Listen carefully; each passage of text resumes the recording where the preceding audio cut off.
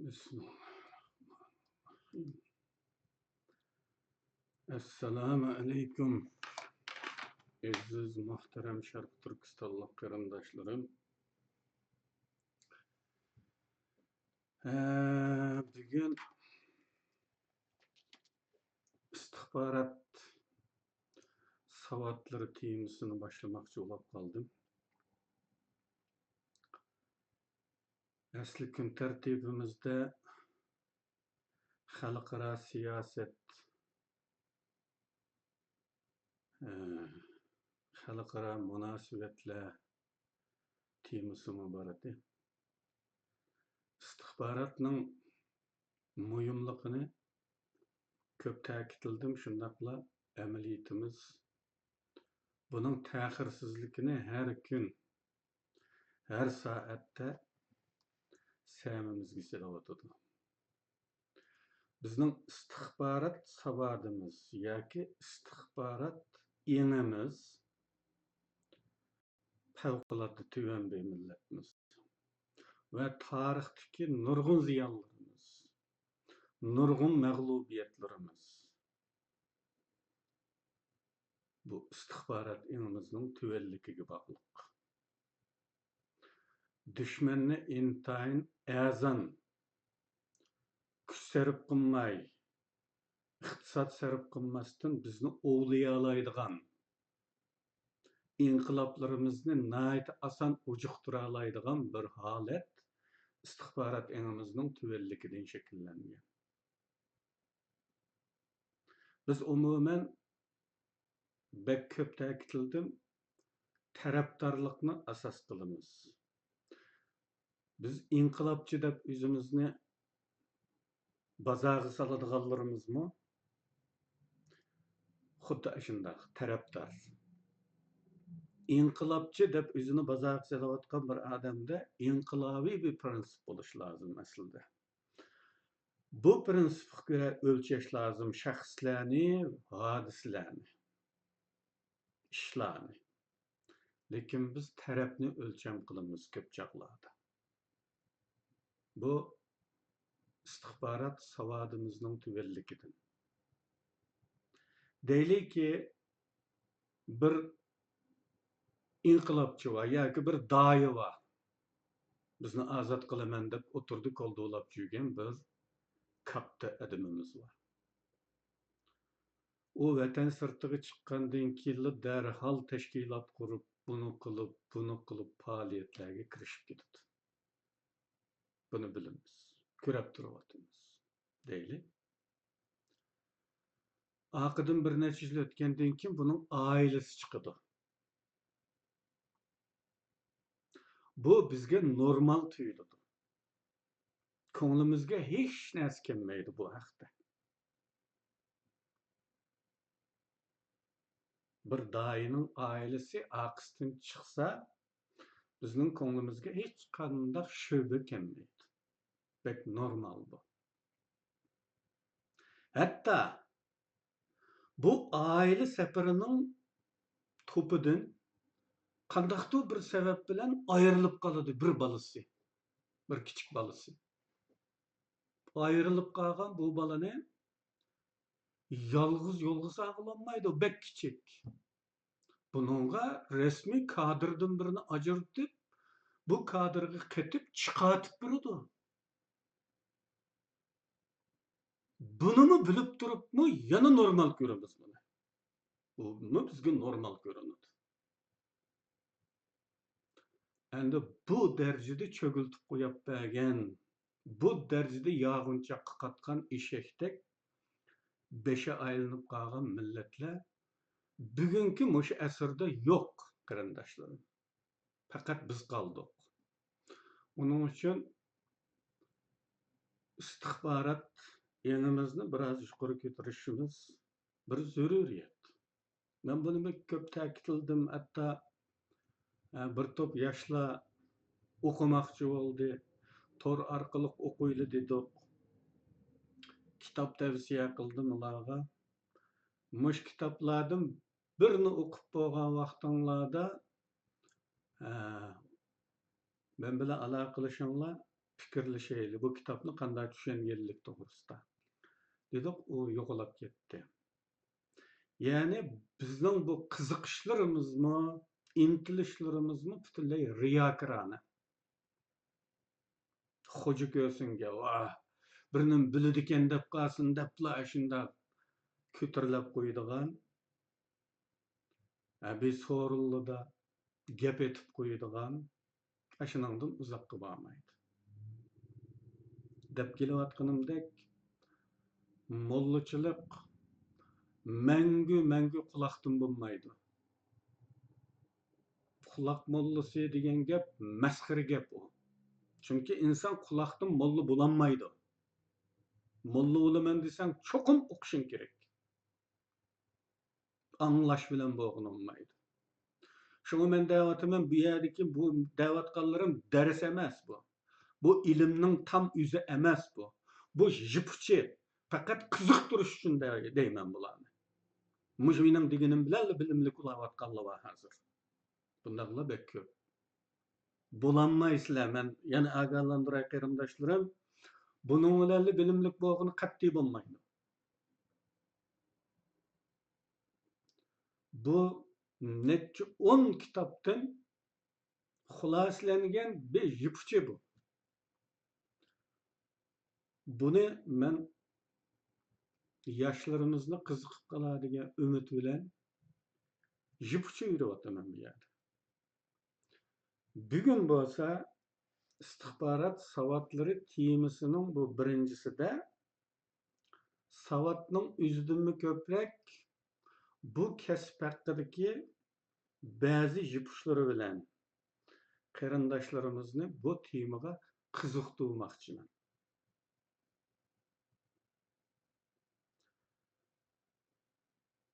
Bugünkisi şoňlaşqa umumy düşünçe we jypçylary dep bir goşumça mawzu qysak dogry bolady.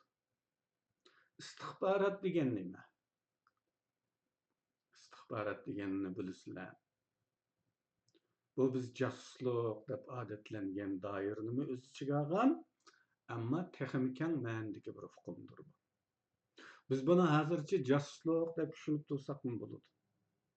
O halda bu iş zagyr til bilen eýtilsin boldy. Başkalarının sırlarını ogurlamak demektir. Ama istihbarat bundan emas. İstihbarat ogurlatmaslykyny, çaşkangy kepek aldyrmaslykyny öz içige alady. Yani bu karşı jasuslyk dep atyldy. Jasuslykka karşı jasuslyk. Düşman sıranını oğulaştırışıdır. Sen oğurlatmaslık kıtırışsın. Onunla yemçük taşlaysa. Xemiyelik bir yemçüklerini taşlaysa yiyisi ölü dağa. Yani sahtı istihbarat öyle təminləşki.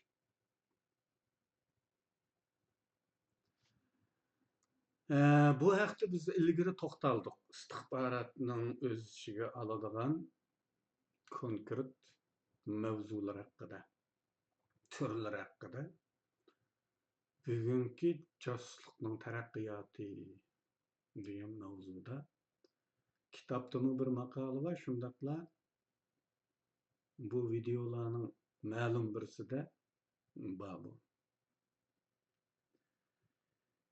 Endi bu kanda kelip çykdy bu başkalarynyň syryny koçalaş meselesi. İnsanlaryň hemmesi degedek kızıkçı karakterde yaratılgan bolady. Ilgir dikkat kılmagan bolsaňlar, endi meniň baş sözümden kiyin üzeňlarga, etrapdakilerge we başkalarga tefekkürde bir tejribeden ötküzüp, bunu hissi tejribe körüp bakanlar. İnsanlar umumen kızıkçı karakterde bolady. Kızıkış insanın akıllık mahluk kılıp yaratılışıdaki asası alametlerinin biri bolup, kızıkış boğaçkıla insanlar jamiyeti terakki kıldı. İnsanların günahka mail tabiatımı qiziqishning mahsulidir. Masalan, eng dastlabki inson bo'lgan Odam alayhissalomning jannatda cheklangan mevani yeyishimi qiziqish tabiatidan bo'lgan. Yoki ikkinchi turli qilib aytsak, shayton insonning fitratidagi qiziqish xarakteridan foydalanib ozdirgan desak bo'ladi. Fani dünyadaki ijobiy ilgirlashlarning hammasi qiziqishning natijasi bo'lgandek, salbiy ilgirlash yoki yemirilishlarni qiziqishning natijasidir. Masalan, zaharlik chekimlik chekuvchilarning o'ginib qolishining boshlanishini eslaydigan bo'lsak, qiziqib chekib beqishdan bo'lgan. Va buning natijasi yemirilish bo'ladi.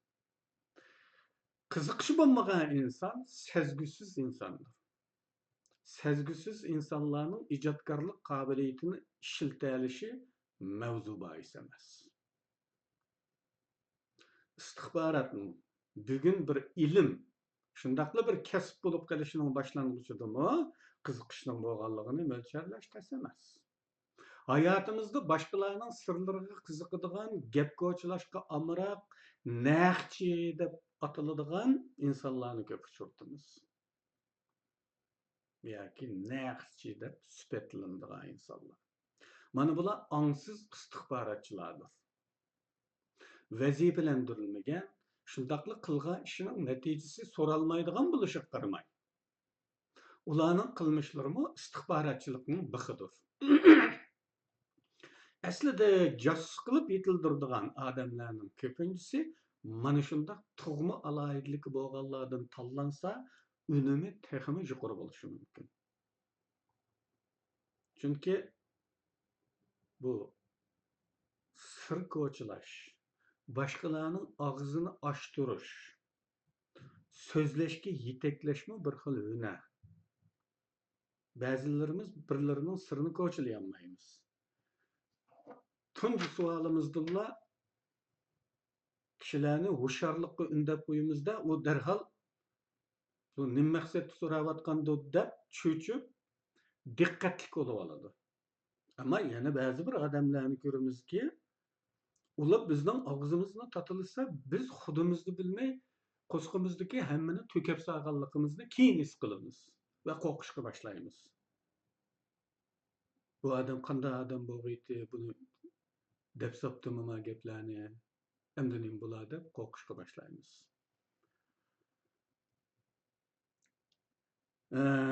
Chunki bunday odamlar tug'ma sirko'chilash mahirlari bo'lg'achqa, boshqalarga qaraganda baldurroq o'qish turib ishga boshlay oladi. Agar mushundaqlarni tanlab josuslik maktabiga qabul qiladigan bo'lsa, bular baldurroq o'qish bitiradi.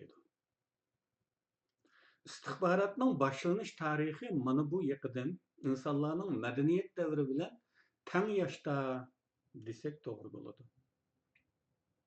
İstihbarat haqida bir umumiy tushuncha e'lon qilgandim. Kitobdami bor, videolardami bor, yuqorida deganim shu. Shuni bugun bu yerda o mazmunlarni takrorlab o'tmayman. Faqat istihbarat kasbiga qiziqayotgan yoshlarni nazarda tutib, qiziqtirish maqsadida ba'zi jipushlar berish bilan kifoyalanaman. Bu birinchi videomiz bo'ldi bu istihbarat haqidagi.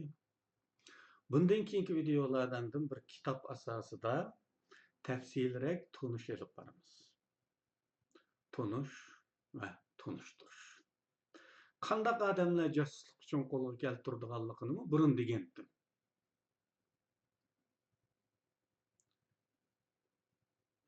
Xabaringlar bor buningda. Birinchisi pul, jinsiyat, ideologiya va benormal shuhrat xirsi qatorliq ojizliklardan foydalanib odamlarni bu ishga selish mumkin. Ya'ni favqulodda badxarj, pulga amroq, pulning halol, harom u kelish manbasini surishti qilmaydigan darajadagi odamlar bu bir ojiz halqa josuslikda. Yana biri ziyoda shahvatparast odamlar. Bu Xitoylarning 36 yilisining 30-si bo'lgan Satanglar yilisi meyrinci, Türkçe'de balli tozak üçün obükt olduğan adamlar. Cinsiyet değil. İdeologiya. İdeologiya degenimiz. Mesela ben kapitalizm dünyasında yaşayatkan buluşuma qaramay, Marksizm ideologiyasi, kommunizmga çoqunadigan bolsam, mening tanlagan ideologiyam kommunizm bo'lgan bolsa, albatta men o'zim yaşayatgan kapitalizmni o'ch ko'raman. Buning uchun bir sotsialistik davlatga fidoyi josus bo'lishim mumkin. Deylikki, Turkiyada masalan Doğu Perinçek deganning Komünist partiyasi var. Xitaylar onundan bemalol foydalanadi. Ular kommunizmning insoniyatni qutqizib oladiganligiga ishongan insonlar bo'lganligi uchun birdan-bir to'g'ri yo'l deb qaraydi. Bu haqda keyin tafsil to'xtalamiz. Benormal şöhret hırsı. Şöhretperestlik insanların fitratida insan bilan birga yaratilgan, yaratılışda birga shakllangan, fitratimizga qazib etilgan xususiyatlarimizning biri. Bir turlik nafs bu, şöhretperestlik. Şunlaşqa bu hamma odamda bo'ladi. Buni inkor qilish, menda şöhretperestlik yo'q deyish tabiiy qonuniyatlarning birisiga qarshi turganlik bo'ladi bu. Yolg'on bo'ladi shuning uchun. Kimning nom ataq chiqarg'isi olmaydi. Kimning ustun bo'lg'isi kelmaydi. Kimning milyonlagan, milliardlagan insonning ichidagi birgina inson bo'lish bilan qanoatlangisi bor. Qo'lidan kelsa, u eng yuksak o'rindagi 10 odamning birisi bo'lishni orzu qiladi. Lekin bu bizning ongsizligimizdagi, ya'ni fitratimizda yaratilgan vaqtidagi fitratimizga putib etilgan bir ish bu, ongsizligimizdagi bir ish bu. Ammo ong tarafidan bu tahrirlanadi. Oldingi xitimda deb o'tdim, ong va ongsizlik. Engimiz tarafidan tahrirlanadi, cheklanadi, besiladi va muhitga uyg'unlashtirishga tirishiladi. Agar ong normal bo'lsa, agar engimi bir az sarang etish bo'lsa, bu benormal şöhret hırsı oldu bu. Şöhret her adam için ortak, hiç qanday zararı olmagan bir iş aslında. O belki bir pozitif energiya rolü oynab, insanlarni alga deb medet yürüp turadigan pozitif energiya bo'lish ehtimoli bor. Şöhret duygusunun. Bu yerda josuslikda ishlatilayotgani benormal şöhret hırsı. Bu aql tarafidan tahrirlanmagan, yovvoyi, asli ongda qanday holatda bo'lsa, ashunda tepib chiqadigan bir xil. Shunga bunda benormal şöhret hırsiga ega odamlar o'zi egallamoqchi bo'lgan aşı mavqani, aşı pallini vosita tanlamaydi. Qanday qilib bo'lsa, yamishib chiqishga urinadi. Mana bu benormallik tarafidan foydalanib, josuslikda bu odamni unda bo'lsa, seni ash ko'zlagan yeringa olib turib o'tag'izimiz, ash mavqada bo'lsa deb bu yamchiq orqali setib olishi mumkin. Hatto ba'zi odamlarni o'ziga tuydirmasdanmi bu ish qilsa bo'ladi. Masalan, nurg'un odamlar milletçilik tuyg'ulari, vatanparvarlik tuyg'ularining vijdonini so'roqlashiga jiddiy qaraydi. Har doim o'zini so'roqlab turadigan odamni bo'ladi. Qilgan ishlardan o'zini hisob oladigan odamlar. Mushu to'g'ri bo'ldimi mush qilgan ishim? Bu millatga foydaliqmidi, ziyonliqmidi? degan bu so'roqlashga jiddiy qaraydigan odamlar bo'ladi. Shunga vijdoniga muxolif ishlarni pul uchunmi qabul qilmaslik cho'qin. Nayda jiq pul yuraman desam, bunday odamlarni setib olmaydi. Bunday odamlarmi kerak tepilganda har xil yo'llar bilan eyvashga keltirilishi mumkin. Masalan, kriz qipatgan paytlarda yordamlarga bakmi ehtiyoji bo'lganda ezib ketishi mumkin. Bu ko'pincha hollarda insonlardagi üzəngi soqishtirish deydigan gapimiz var. Yoshurun bir raqobat. Hatta bu do'stlar orasidan bo'ladi. Ko'rinishdan yaqin do'st bo'lishga qaramay insonlar shu do'stlari bilan baslashadigan bir xil xarakter bo'ladi insonda. Masalan, o'ylarimizni selishtirib baslashib qolamiz. Sening uyangdan mening uyam qizmat, mening isil, sening mashinangdan mening mashinam mundaq deb. Bu yoshurun üzəngi soqashtirish. Yoshurun raqobat. Bu insonda bunun bir tabiiy xarakteri bu. Ama bu xarakter şöhret duygusuga o'xshash umumiy emas. Bunda yoshurun üzəngi soqashtirish bek umumiy emas. Umumiy bo'lishi mumkin, lekin bu sohasiga qarab har xil.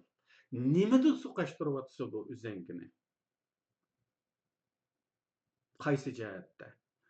Bu farqli bo'lishi mumkin. Her kimden ma'lum birlari bilan ustunlik talashib, musobaqalashib turadigan, sendan men qalamdim deb baslashadigan raqiblar bo'ladi har kimning. Hatta bu do'stlarning ishidan bo'ladi bu. Deb o'tdim. Bundaq baslashish odatda yoshurun bo'lib, har ikki taraf ichida biladigan shaklda bo'ladi.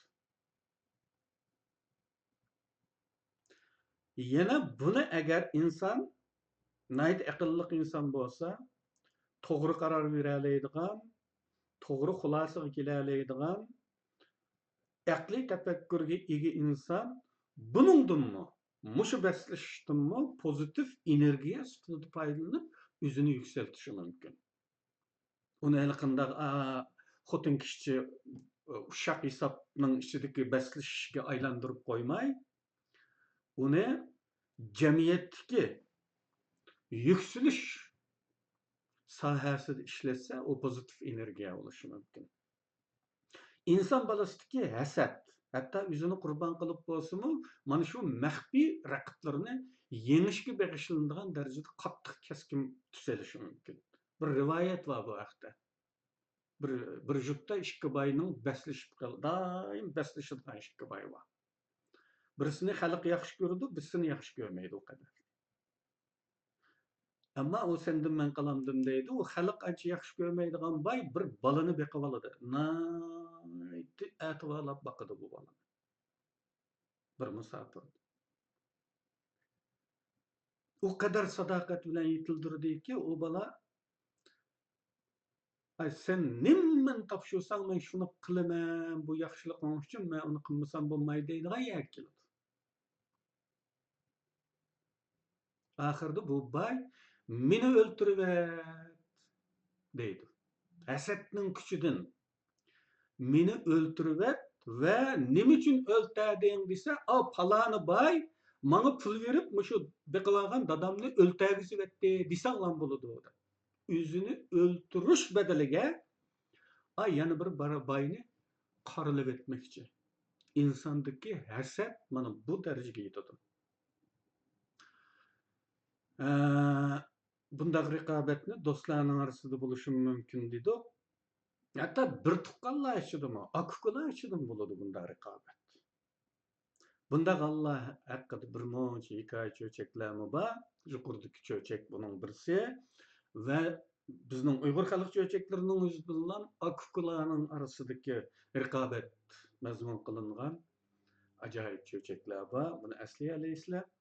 Mana shundaq raqobatda yengib chiqish imkonlaridan mahrum bo'lganda odamning yordamga ehtiyoji taxmin yuksak saviyaga yetadi. Raqibni yengmasa bo'lmaydi. Uningdan yengilib qolishni o'limdan battar yomon ko'ramiz. Ammo o'zidagi amaliy imkonlar bunga loyiq emas. Bu yengib chiqishga munosib keladigan kuch yo'q o'zida. U holda hech kim ko'rmaydigan, bilmaydigan sohada rasvolikni qabul qilib, el jamoat ko'rib turadigan sohada g'olib bo'lish har kimning aqliga yetishi mumkin. Mana bundaq hollarda muhtojlikdagi bu insonlarni setib olish ta'sir olmaydi. Neticede xuddir Viktor Hugo degandek odamlar ziyofatlarga, murosimlarga borganda o'tigining tumshug'iga yiqib qolgan loydan bakmi numus keladi. Ammo vijdonidagi maynakchilikdan aslo numus kelmaydi deganga o'xshash bir vaziyat tug'iladi. Chunki birisini ko'rmaydi insonlar, birisini ko'rib turadi. Benormal şöhretperestlikmi şəhvətə oxşaşlı eziq toğucu olub, bəzi adamlar ataq üçün barlığını qurban qıladigan dərəcədə xırstlıq boludu. Aşkarı meydanda şərəfki irişsizlar, xalq görməydigan səplərdə şərəfsiz işinin həmməni qilishdan tatınmaydı. İnsanlardakı mana muşundaq acizliklar casusluqda aygaqçılarını, qulaqlarını setib olishdagi faydalanış amillarıdır.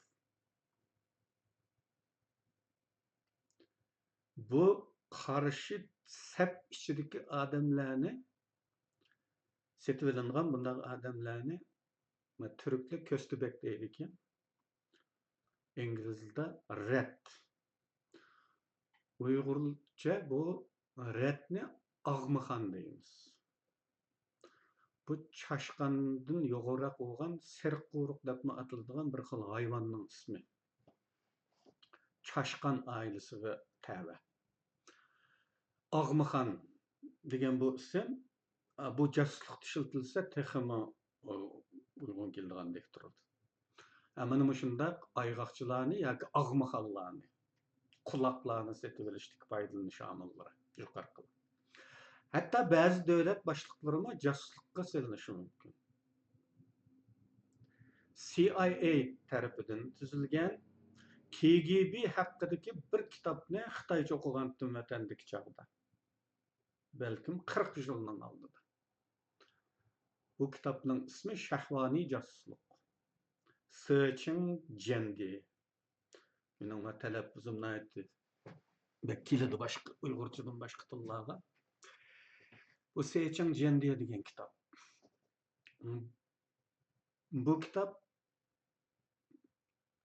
Bu kitobda resimlari berilgan aytavr 50-60 yillarda Angliyaning bir ministri kitobning iç muqovining iç betida resmi bor bu ministrning. KGB uchun ishlagan. Uning bakchivozlik ojizligi KGBning foydalanishiga sabab bo'lgan. Tabiiyki insonlarning qo'rqadigan bir yeri tutib olinmagan taqdirda bir josus uni ishga solmoqchi tarafdan kuchi yetadigan doiradan chiqib olsalar va'dasi tutmay tinch fuqaro bo'lib o'z ishini qilishi mumkin.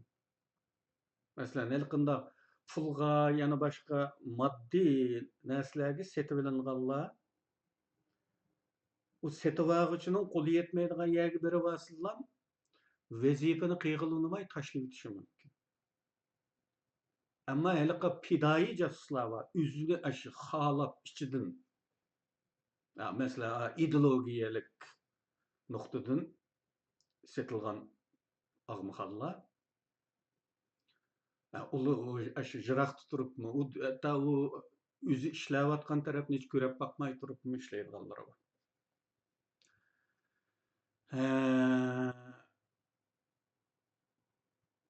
Şunlaşqa Her kaçan ulanın kuyruq tutub elingan boludu. O uzakka ketdim degen bilen o kuyruq karşı tarapdan kuluda. Onunga işlemeymen dep qutulgulu olmaydigan. Bir acizligi, bir şermende siri degendek. O kuyruq şu. Adamda kuyruq olmaydı o. Kuyruq tutub elingan dese, nimesi tutub elingan boldu? Bir acizligi tutub elingan boldu. Bir şermende siri tutub elingan boldu.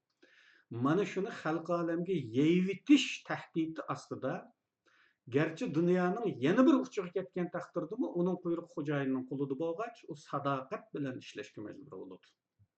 Bunda kuyruqlarning türlerine ait köp. Mesela şahvanilik.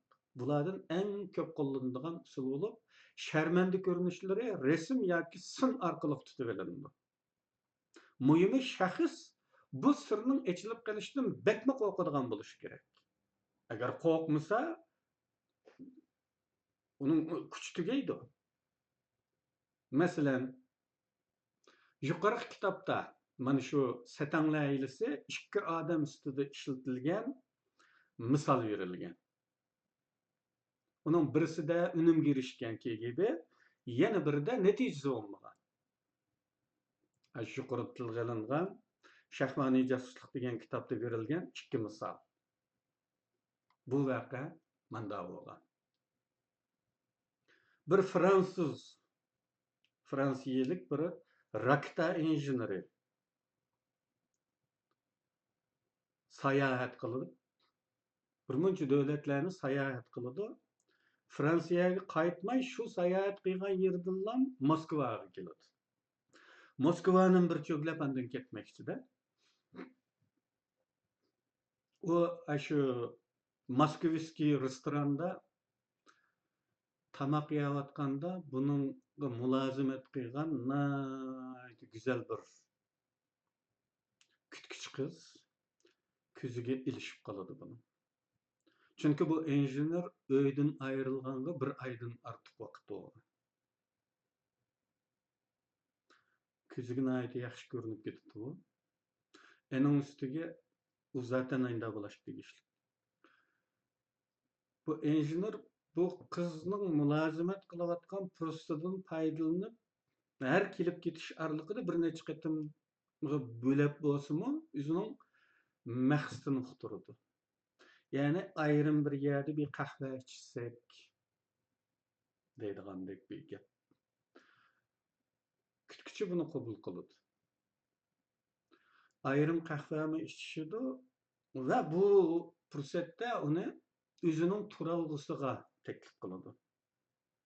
Bu Fransız. Kız onu kabul kılıdı ve bunun turalgısıga baradı bir mehmanxonaga, yatak. Endi o injener olganlığı ve o istihbaratta biz Uygurluldek bu kadar kalva olmaganlıktan başka milletler bu kızның KGB tarafından özüge yakınlaştırılgan bir yemçik bulaş ihtimalini aklıga keltirdi. Şunlaşka o kız bilen mehmanxonada qo'nashdan burun mehmanxonaning bütün tam to'rislarini her bir tal dağ, çikit yoki mixga qilib sug'urilib olingan teshiklargacha tekshirdi. Karvatning astilarini tekshirdi. O kadar hoşar bu adam. Şununga qaramay bu ishlarini yotqandan hech yerni uçup qo'ymay bütün bosh ko'zini tushunib olgan bir holatda bu kechini o'tkazdi bular. Ertesi uyg'onsa o yenidagi qiz ketib qolgan. Bu yüzünü juyay deb bo'g'icha arliqda eshik chekiladi, eshikni ochsa resmiy forma kiygan KGB'ning odamlari. Biz bilan keling deydi. Buni olib kirib oldiga bir tutam resimni tashlaydi. Bu resimlerini görüp bunun kallası kayıp gidildi. Bu resimlerinin qandaq ahval astida tatılganlıqıga aqli yetmeydi bunun. Çünkü biri öyünü o kadar küzetti. Öyde hiç qandaq bir kamera bekitilgen bir yerinin yokluğudan nahayete emin. Onun üstüge o yotqanның hiç yerini uçup koymay çünkü varganlıqını mı bilidi? Aşa halette bu kadar resimni tatqanlıqıga onun aqli yetmeydi de. KGB şunu teklif berdi. Ya biz bilen hemkarlaşsan ya ki bu resimni ailenge vertip birimiz deydi. O xotununa aytı yaxşı gördü, ballarımı ba bu ailesinin veyran buluşundan ölgüde qoqudda. Şunun bilen buludumu hemkarlıqni qabul qilma, ammo bir qitimla degandiki mayli bo'ladi, bir qitim bo'lsin bo'ladi deydi. Mushu kun mushu oilada sen ustida ishlayotgan asha raktaning sxemasini sizib birsan deydi. Shu rakta haqidagi Fransiyada qilayotgan shu xizmatining bir kopiyasini shu yerda ishlab turadi. Uningdan keyin deydiki KGB bu ishni biz davom qilamiz deydi. Sen bundan keyin qanday bir yangi ish bo'lsa, sening shu ishlayotgan shu idorangda hammasidan bizni uchurlandirsan deydi. Fransuz deydi. Biz bir qitimla hamkorlashadigan bo'lgandik.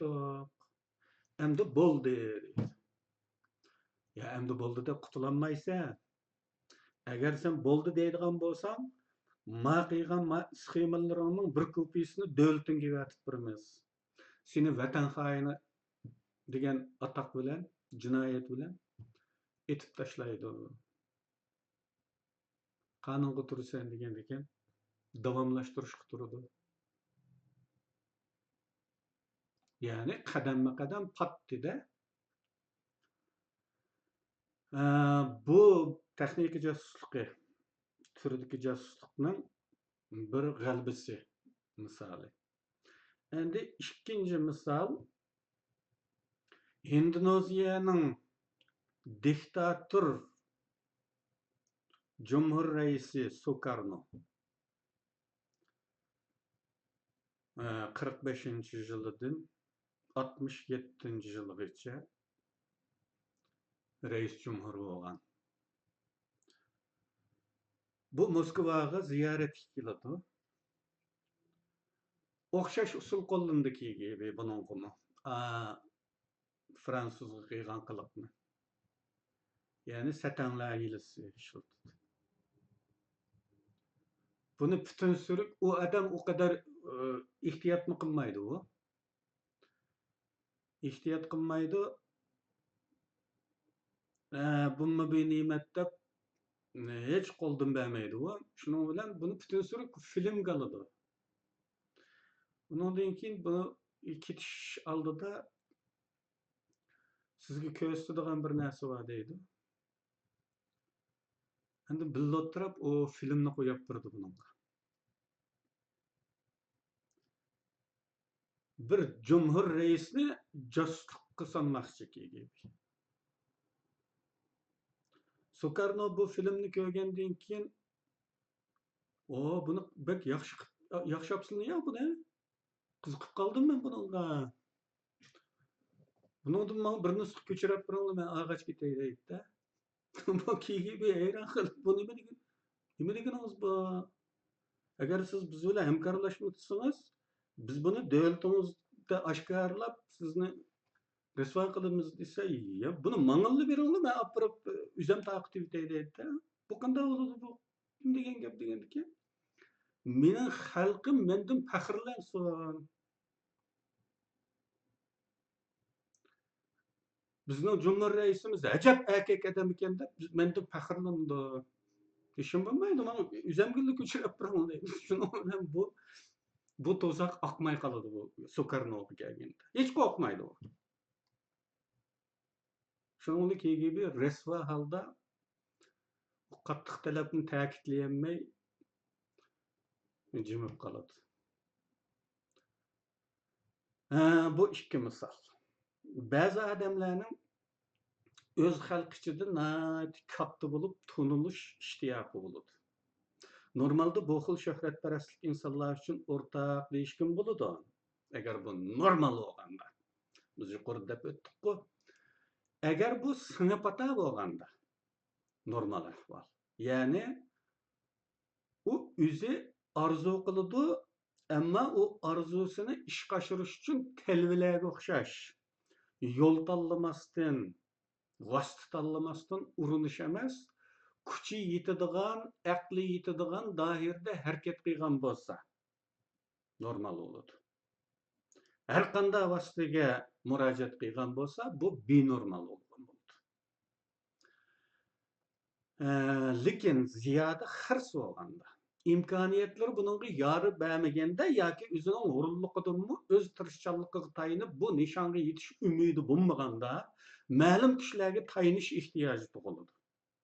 Ba'zilar avval bilmasdan yordamlarni qabul qilishi mumkin. Ammo ma'lum manzilga borgandan keyin uning nafsi ash cho'nglikqa ugunib, ko'nib bo'lganda, yordam to'xtatilish bilan tahdid qilinsa, odatlangan sharaf munbiridan ayrilib qolishda o'lgudek qo'rqib, ayadan tushib ketsa, go'yo shu do'zaxga tushadiganday qo'rqadigan odamlar bor. Buni biz islohot davrida, iqtisodiy islohot deb Xitoylar 30 yıldan beri hiç kul değişkenmisin bir idarenin başlığı olup gelgen nurgun adamlarını ismini atamaylam emelden elip etken vakti nurgulları jürk kadılıp ülep ketkenleri var, nurgulları küz gömey kalgan yaki öyük gelip köpetmey ölgenleri var.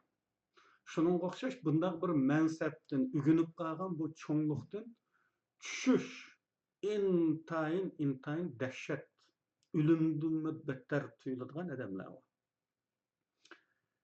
Mesela İsa Yusuf'un dadısı Yusuf Beg, beglikten düşkenden keyin hiç öyden çıkmay ölüp ketken. İsa Yusuf 100 yaşında yazdı bunu. Çoğunluktan düşkenге çideyamay. Belki o beg vaxtida xudini bilmey insonlarga bek zulm qilgan bo'lishi mumkin. Shuning uchun ko'chaga chiqolmagan bo'lishi mumkin. Mana shunday har xil sabab bilan ugunib qoladi inson bir nafs deganga ugunadigan nimandi bu. Cho'ngiyab ugunib qolgan bo'ladi. Hamma odam pof-poflab xushomatlarga ugunib qolish bo'ladi. Amal mashinasiga ugunib qolgan bo'ladi. Xizmatchilari ulashqa ugunib qolgan bo'ladi. Endi bu kattalıqdan düşüp birdilla ücretke verip ücret tutup bir narsa setip aladigan odatdagi bir puhraga aylanib qolish favqulodda ig'ir keladigan bo'ldi insonlarga. Agar inson o'zini ruhiy jihatdan mana shunday har xil ishlarga, har xil vaziyatga loyiqlashtirib cheniqtirolmagan bo'lsa, tüven çıkımı, yukarı çıkışkımı köndürenmegen bolsa özüne, yukarı çıkkanda xudunu bilenmeye kalıdıgan kattılıqtın o havanın destidin halını tötatlık harbat atanmaydıgan ulap, pəski düşke vaxtıda şümşüyüp gitadigan adamlar olur. Ama şunda özünün ruhini, nefsini çeniqtiranmagan adamlar, her xil muhitqa çidaydigan qılıp çeniqtiranmagan bolsa, bu çoğunlukka, ügünüp kalgan çoğunlukka çidiyanmaydı. Düşüş xavfi bo'lgan vaqtida aşağıda turuş bedeliga qanday talab bo'lsa, u ma'qul deydigan bir vaziyatga keladi. Shuning bilan bu yordamning shartlarini qabul qilishi mumkin. Undan keyin bo'lsa, uning quyruqi mahkam bog'langan bo'ladi. Qilmish oshkoralanib ketsa, erishgan katta mavqe yo'qolib qolmay, tarix oldidimi la'natgar bo'ladi. Mana shunday qilib, yaloqda jundi ichishni davom qilishga majbur bo'ldi. Endi yuqorida biz ideologiya sababidan o'z millatining dushmaniga xizmat qilishligimizda buni azroq deb o'tdik. Kapitalizm sharoitidagi bir kommunizmga xizmat qilish uchun o'zi yashayotgan davlatning ziyniga xizmat qilishi mumkin dedik. Bununla yaqin zaman tarixlaridan örnek versek, Stalinning İngilizleri deb atalgan yoki 5 kishilik chamber deb atalgan mashhur 5 ingliz jasus var. Bunun ba'zilari Angliya istixborotida ishlaganlar va tashqi ishlar ministrligida ishlagan Cambridge'dagi savatdaşlar. Ular o'zi ko'rib bakmagan kommunizmni insoniyatni baxtga erishtirdi deb ishongachga, ular o'zlarini millatimga xiyonat qilyapman deb o'ylamagan. Aksicha bir g'oya uchun, ya'ni butun insoniyatni baxtli qiladigan bir g'oya uchun xizmat qilyapman deb o'ylagan. Chunki ular sotsializmda yashab bakmagan, ko'ribmi bakmagan. O'zlari Angliyada yuqori tabiiy oilalardan kelib chiqqan. Beshinisi yağının içindeki börekdek çoğ olgan balalar. Bu beşeylendan üçü aşkarlanıp qalğanlığını bilgen haman tuzlaşdan ilgiri Sovet İttifaqı qaçıp özleri xizmat qilgan bu cennetde ahirki ömürlerini ötkazgan. Bulardan o'tgan asrning eng mashhur jasusi deb ta'riflangan Kim Philby.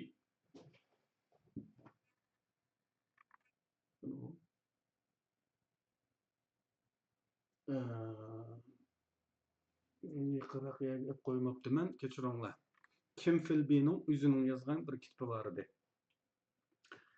Yana birisi Tashqi ishlar ministrligida ishlagan va eng avval qochgan. Sovet ittifoqini ta'minlagan uchurlarining qimmati bo'yicha hatto butkul tarixda hech qanday jasus qilib bakmagan xizmatlarni qildi deyilgan Maclean. O 51-yıl qaçqan Sovet ittifoqiga. Ma Kim Philby 63-yıl qaçqan. Endim Burgess. Bu üçü Sovet ittifoqiga qaçıp, o'zi xizmat qilgan bu jannatni ko'z ko'zi bilan ko'rgan. Bular Kim Philby o'zining yozgan o eslimisida elbette ki Sovet ittifoqi turib yozayotgachqa pushaymonlarini, hasratlarini tilg'alanmagan bo'lishi mumkin. Ammo qolgan ikkilanning o'zini tutishlari va keyingi zamondagi xarakteri ifodalariga qaragan vaqtida haqiqatan pushaymon qilganda biz mushu tuzumga xizmat qildikmi degan bir hasrat ichida yashagan. Chunki Sovet ittifoqi jannat emas. Eng kerakli narsalarni o'chirib turib oladigan. Hech qachon inson o'zi arzu qilgan narsani darhol erisholmaydigan darajadagi yo'qsul. Namrat ening ustiga intayin qattiq kontrollik ichida insonni nafas oldirmaydigan bir tuzum ekanligini ko'rib yetgandan keyin tabiiyki bir inson pushaymon qilishi mumkin. Onundan başqa atom bombasının texnikasini o'g'irlab Sovet ittifoqining mo'lchardan burun atom bombasi yasab olishini ta'min etgan amerikalik jasuslarning nurg'uni kommunist ideologiyasining mabtullari edi. Amerikalik kommunistlar edi. Shunlashqa ularni o'zlari ko'rib bakmagan Sovet ittifoqi uchun xizmat qilgan. Endi yana bir nuqta var. Bu hissiyat nuqtasidan fidoyi jasuslikni keltirib chiqaradigan o'chmanlik. O'chmanlikmi millatiga xiyonat qilishga sabab bo'lishi mumkin. Ideologiyalik va o'chmanlikdan bo'ladigan xiyonatda bir turlik sadoqat va fidoyilik bo'ladi. Bunun quyruğunu tutup almasın boludu. Bu hizmetini qilaverdi. Çünkü özü halap qabul qilganlar bular. Özü bu tür hizmetni bejanidil halap pidoyilik bilan qildigan boludu. Öçmenlikden kelib chiqadigan pidoyi xiyonat qanday boludu? Bunun teorik asası, yani nazariyevi asası insanların ziyan hukumundaki közü kiçiliktir. Bu degenimiz insanın ziyan hukumunda bir xil közü kiçilik olur. İnsan ziyan uçurgan vaqtida jiroqni ko'ray demaydi. Aş bunun uchunini ko'rib turib oladi. Mana ziyan sağa ämetli deydi. Aş yenidiki adamlarni ko'radi. Uning aqstikini ko'rmaydi. Bunun bir neçe misal versem, burun Amerika istihbaratidagi bir shaxs o'zining aqliy aloyidligiga ko'ra emas, dadisi istihbaratchi bo'lg'achqa servisga xizmatga ilingan. Shunga ko'p chog'larda boshqa xizmatdoshlarga nisbatan muvaffaqiyatsiz bo'lgan, kalampay, ishga yaramas, istihbaratchi xos sezgurligi yo'q degandek salbiy ifodalar ko'p bo'lishligi bilan xizmatdoshlarning kulkisi, masxarasiga nishon bo'lib qolgan. Bevosita boshlig'imi uni past ko'rgan. Mana shuningda bir xil o'chmanlik bosh ko'targan. Bu o'chmanlik uni fidoyi bo'lib dushman tarafga ishlashga olib borgan. Shuningga o'xshash o'z millatidan bo'lgan bir yoki bir necha shaxsdan qattiq zarar ko'rganlardimi, g'ururi zidilanganlardimi, mana shundoq o'chmanlik bosh ko'tarib, dushmanga ishlash orqali o'chilish xohishi bosh ko'tarishi mumkin. Buningdimi bir xil fidoyi josuslik maydoniga keladi. Nima uchun bunday kishilar bu o'chmanlikni millatga to'qiydi? Shaxsning qilgan ishini nima uchun millatga to'qiydi? Nima uchun buni shaxsning nacharligi deb tushunmaydi? Nima uchun buni keltirib chiqargan yoki sabab bo'lgan asli omillarni ko'rmaydi? Bu biz yuqorida deb o'tgan teorik javobdagi ziyon hukumimizdagi ko'z kichiklikdan bo'ladi. Masalan, men ilgari josuslikqa doir bir maqola tilga olgan, misol keltirgan. O'tir Sharqdagi o'yinlarni misolga olgandim. Deylik, Shia Sunni ziddiyati masalasi. Bu Shia Sunni masalasining keltirilib chiqilishida cho'ng davlatlarning o'ynayotgan o'yini borligini her ikki tarafning beshidagi biladi. Ikki to'pning beshida liderlik qilayotgan odam uni bilmasa, o liderlikni qilolmaydi. Demak, uni bilgichiligi va odamlar qiladi bu liderlikni. Bizni kalla so'qashga selyotidi cho'ng davlatlar deganni bilib turib, nima uchun bu ziddiyatga kirib qoladi?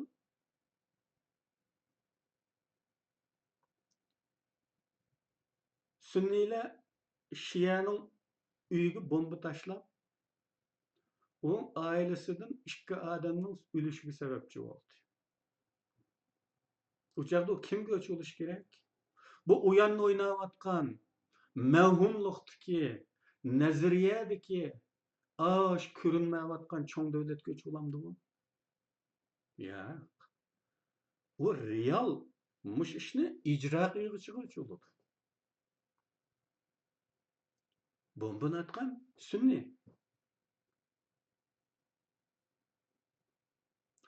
Qon ko'z oldida, o'lim ko'z oldida, ziyon ko'z oldida. Buni bevosita o'rinlagan bu sunni. Samitaxun. Bu o'chmanlik mana shunday qanot yaydi. Bu nazariya jihatdan biladi faqat.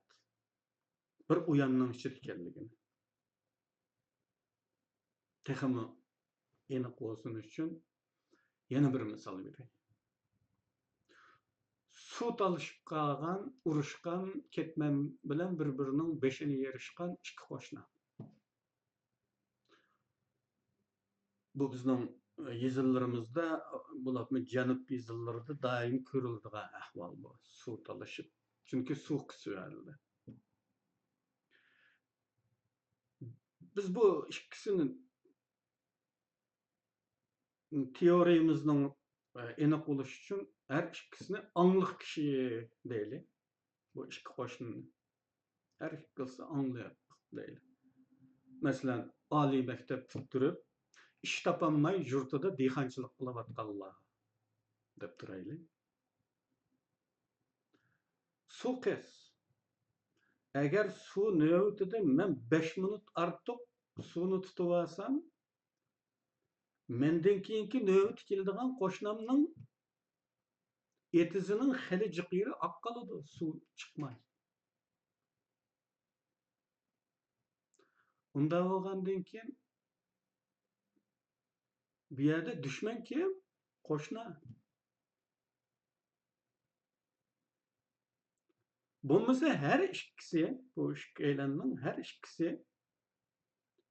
boshqalarga Faransa birdigan bunda quruq bu yerda o'tira Faransalashib qolsa, boshqa dehqonlarning og'ziga qartib siyosatdan, xalqaro masalalar qilib, bakvaz xalq qilib turadigan bilarman bular. Hatto Xitoylar mavzusida o'yg'oq. Har ikkisi eng o'yg'oq. Bu milliy ziddiyatning tegini tushunadigan, dushmanni tunuydigan odamlar ikkisi. Normalda dehqonlarga suvning qisuvlab ketishining sababini ko'chman Xitoylarning ko'payib ketishi va aslidagi cheklik suv manbasining bir qismi Xitoy ko'chmanlariga berilganligidan deganini tushunolmaydigan odamlar. Har ikkisi. Dehqonlarga shunday deb tushundirdi.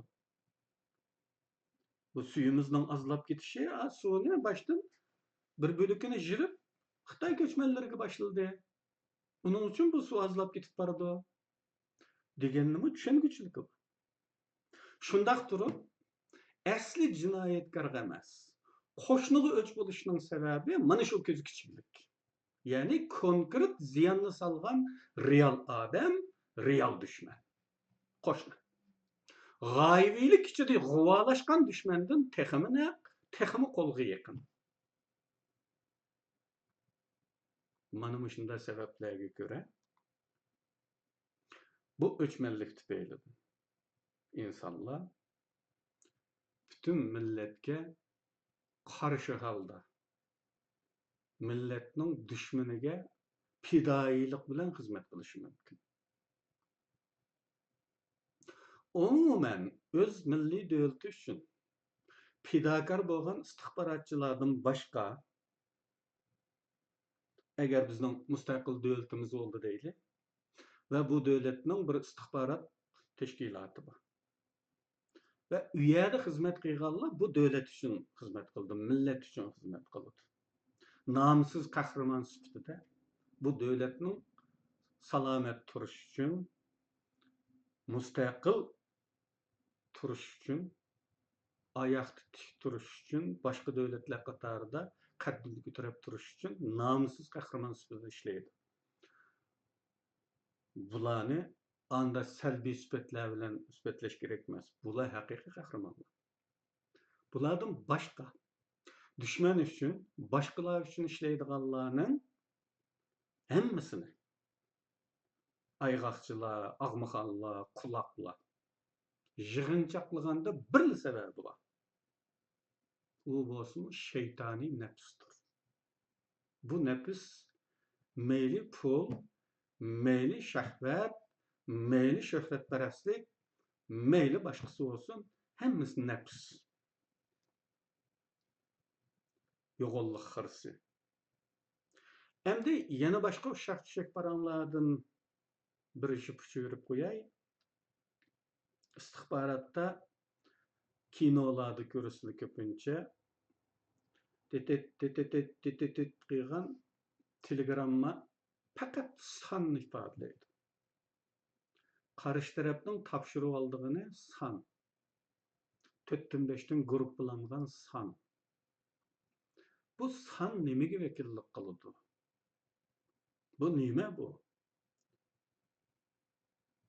Bunun şifr ekanligini bilasizlar. Bunun şifr deb ataladiganligini bilasizlar mana belki.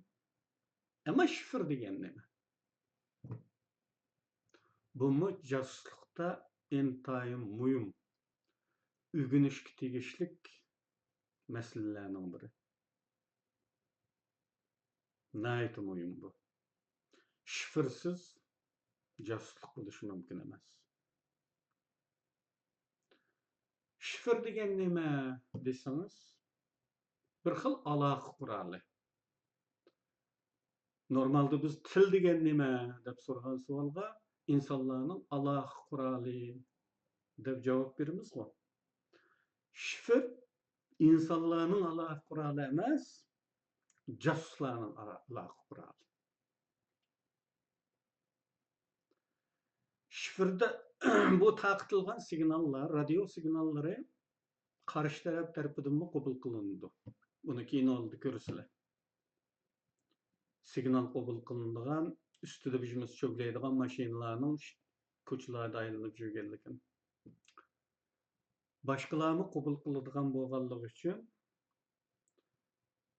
bu şifr kilişip elingan şertlik belgiden ibaret boludy. Yani birlik gelgen emas, bir guruh tarapydan tilmiş oğu, tilmi ameliyette bir millet kollektifi tarapydan kilişip elingan şertlik belgiden ibaret. Til. Bütün millet kollektifi tarapydan. Yani mani kağız deyimiz, mani çaş deyimiz, mani baş deyimiz. Man tarapydan tüzülgen tavuş grupsyny dep kilişip elingan belgiden ibaret. Xuddi şununga okşaş şifrmi bir istihbarat teşkilatı tarapydan jasuslar ara kilişip elingan şertlik belgiden ibaret.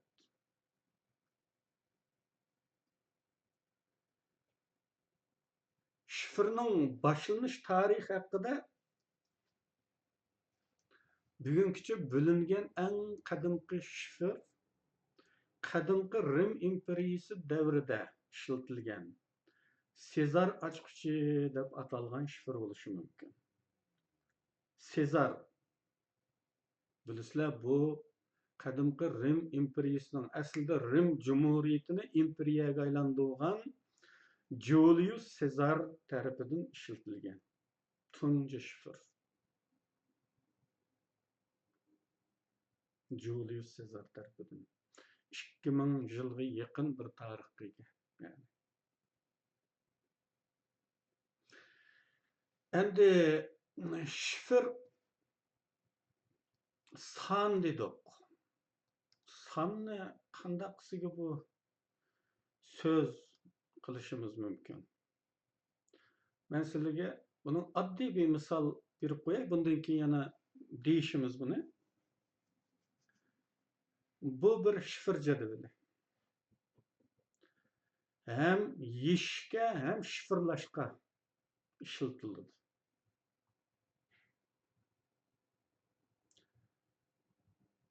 Qandaq qılıp işletimiz bunu?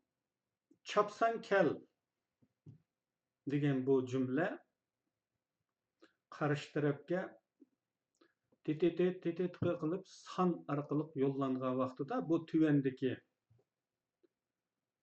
şifrga aylandi. Yeşidigan tarapdami bu jadwal boluş şart. İki taraf ortak kilişip elingan belgiler sistemisi bolganlykdan karşı tarapdami okşaş jadwal bolmasa bunu yeşenmeydi. Ama bu bolmagan ahvaldadimi şifrlar yeşip etildi. Yeşkin olmaydigan şifr nähiti az. Şoňlaşqa şifr daim almaştırılıp duruldu. Mesela biz bunu qanday şifrladyk? Bir harfden şifrladyk. Her iki harf, her iki san bir harfni gösterdi. Mesela Köndülen kurdaki 7. numarda ve tip kurdaki 1. numarda Ç harfi var.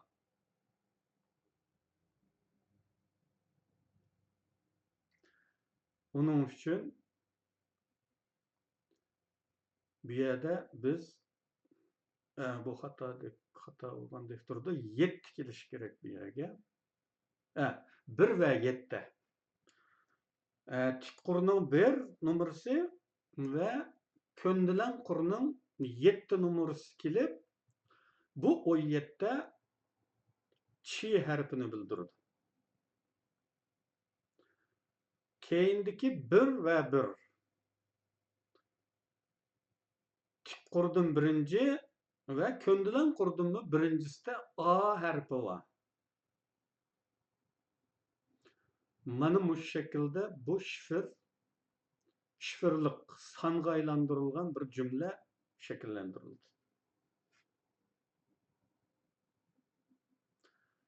Bu şifir haqidagi eng ibtidai bir jadval.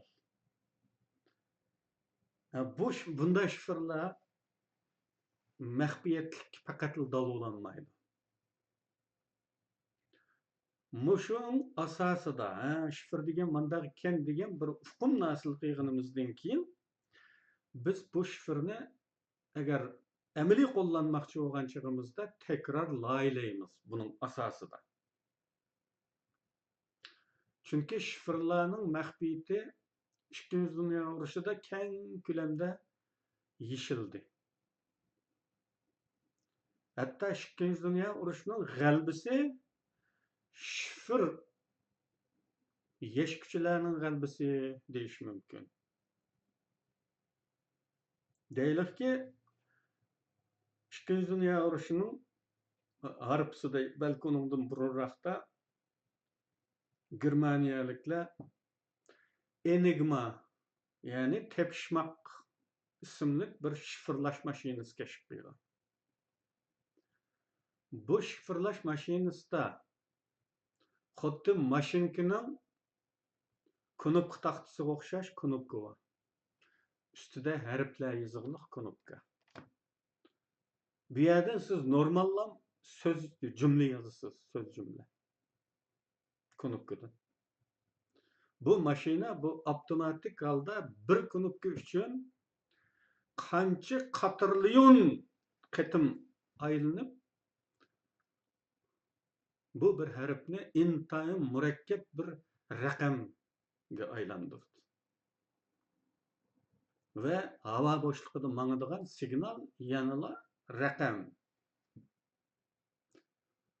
Onu topshirib olgan insonlar, ya'ni uni topshirib olgan qarshi jasuslik servislari buni mumkin emas, ishonmaydi. Million emas, milliard emas, qatrilyon qitim aylanib şifirlab chiqilgan her harfni. Bunda bir murakkab sonlarni topshirib olsimi, uni ishonmaydi. Endi qarshi tarafda o'zining odamlaridami yana bir enigma bor. O'xshash mashina. Bu signallar bu mashinaga kelgan vaqtida bu mashinaning signallari, nimalari, rotorlari aylanib bu sonlarni o'xshash usul bilan keyniga yondirib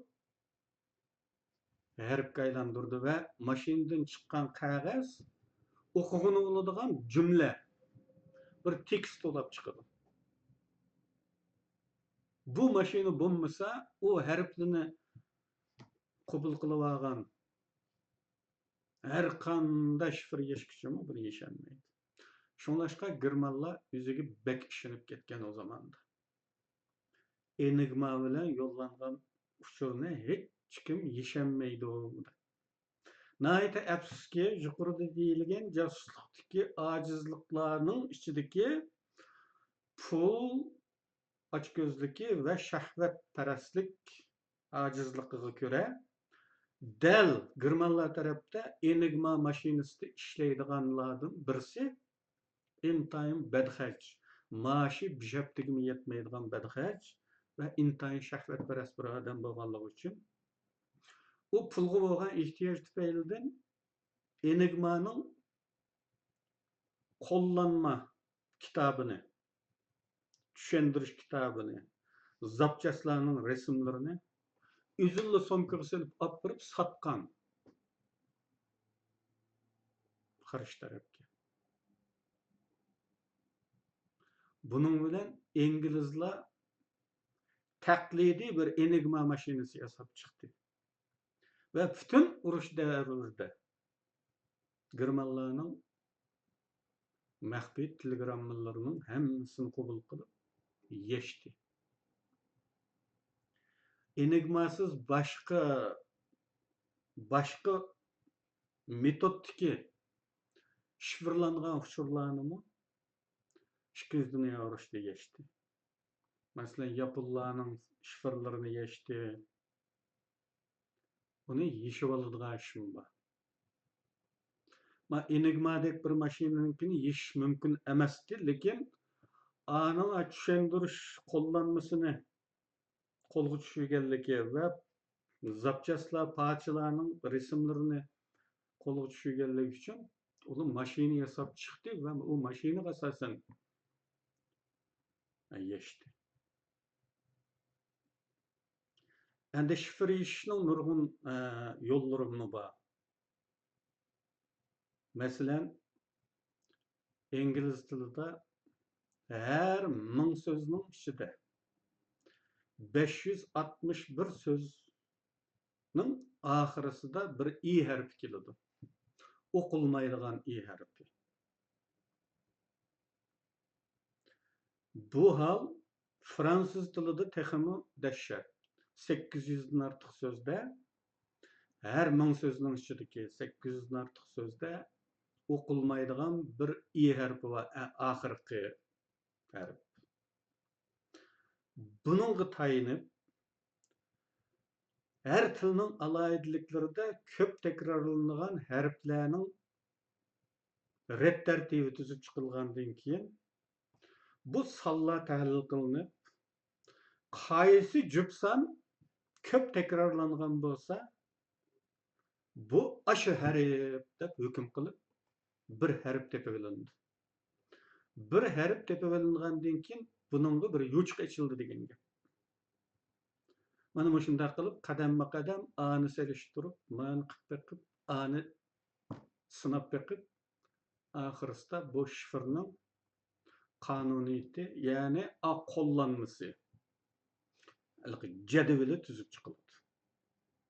Şunun bilen onundan keyinki şifrlar xuddi uçuk aletdeki kitapga okşaşlam okulyberdi. Mana şu işler. Endi wagtyňlarny köp aldım, uzurap ketdi herhalde bu gepim. Asli köýestedigan bir kitap bar sizige. Süretlik bir kitapnyň üzüni müjade waraqlap köýestişim gerekdi. Ma ahirki 2 video meni ümitsizlendirip koydu yana. Süret bilen awaz maslaşmawatydy. Bir. İkincisi, men sözdün toktap üçägen wagtymda en ahirde 1-2 minut yani üçürüp ötüp bardy. Bu maslaşmaslyk tüpeýilden onu men munda köýsessemmi, onu düşendigen söz 2 minutdan keyin kelse düşünüşlik bolmaýdy. Nime üçin bunda bolatganlygyny köp tätqiq kıldyk. Ustalarnyň diýişçe meniň kompýuterim bek qerip gitipdimiş. Kompýuterim qerip ketgenlikden süretni elişi asta. Awaz tez bolap gelip ikisi mas gelmäwitipdi. Kanaýgy ýok, synnaýgy näde degendek bir gepler aňa bu. Şoňlaşqa men hazır bunu takaýman. Sözdün toktap 2 minut saklap eňiňizde takyp bakaman. Kesilmey kalsa bundan keyin şunda dowam kılymyz. Allah hemmeňlarny salamet kıysın. Niyet kıygan yaxşı işlerde muvaffak kıysın. Tabii ki ýama işni niyet kıygan bolsaň muvaffak kılmasyn. Allah'a emanet.